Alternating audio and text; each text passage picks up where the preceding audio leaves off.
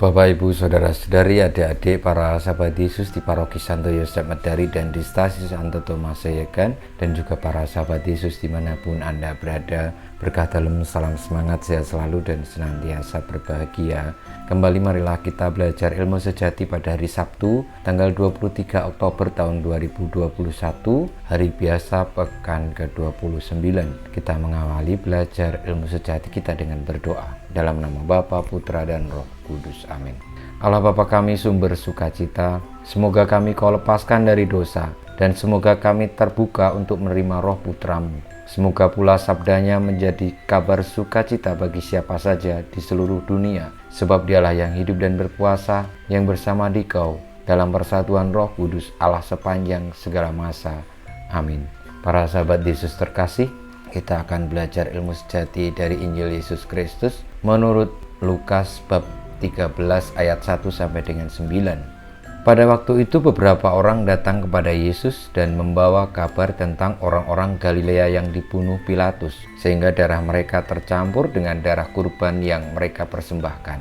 Berkatalah Yesus kepada mereka, "Sangkamu orang-orang Galilea ini lebih besar dosanya daripada semua orang Galilea yang lain, karena mereka mengalami nasib itu? Tidak, kataku kepadamu. Tetapi jikalau kalian tidak bertobat, kalian semua pun akan binasa dengan cara demikian. Atau sangkamu ke-18 orang yang mati ditimpa menara dekat Siloam lebih besar kesalahannya daripada semua orang lain yang tinggal di Yerusalem? Tidak, kataku kepadamu. Tetapi jikalau kalian tidak bertobat, kalian semua pun akan binasa dengan cara demikian." Kemudian Yesus menceritakan perumpamaan ini. Ada seorang mempunyai sebatang pohon ara yang tumbuh di kebun anggurnya. Ia datang mencari buah pada pohon itu, tetapi tidak menemukannya. Maka berkatalah ia kepada pengurus kebun anggur itu, "Sudah 3 tahun aku datang mencari buah pada pohon ara itu, namun tidak pernah menemukannya. Sebab itu tebanglah pohon ini. Untuk apa pohon itu hidup di tanah ini dengan percuma?" Pengurus kebun anggur itu menjawab, "Tuan, biarkanlah pohon ini tumbuh selama setahun ini lagi.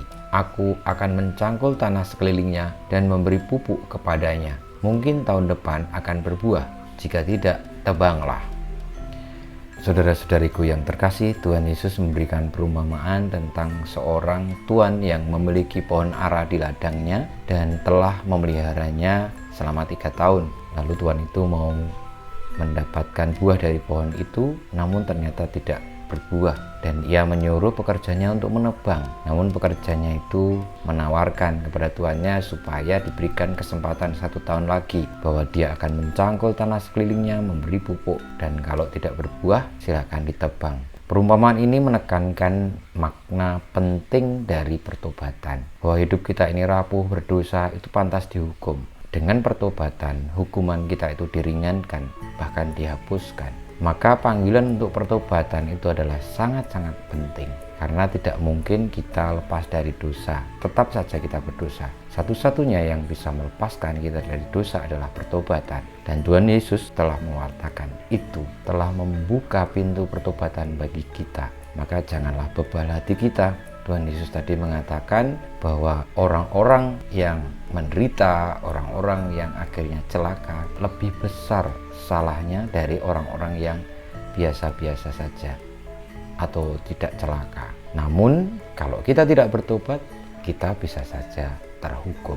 Saudara-saudariku, marilah kita mohon berkat Tuhan. Semoga kita menjadi orang-orang yang lembut hatinya, mau merendahkan hati, bertobat, melepaskan ego dan kesombongan diri sendiri, namun mengakui kesalahan dan berani untuk bertobat menjadi baik. Dengan bertobat kita menghasilkan buah berlimpah bagi Tuhan dan juga bagi sesama. Karena pertobatan memulihkan hubungan kita dengan Tuhan dan juga dengan sesama. Kemuliaan kepada Bapa dan Putra dan Roh Kudus, seperti pada permulaan, sekarang, selalu, dan sepanjang segala abad. Amin. Ya Yesus, jadikanlah hati kami seperti hati-Mu.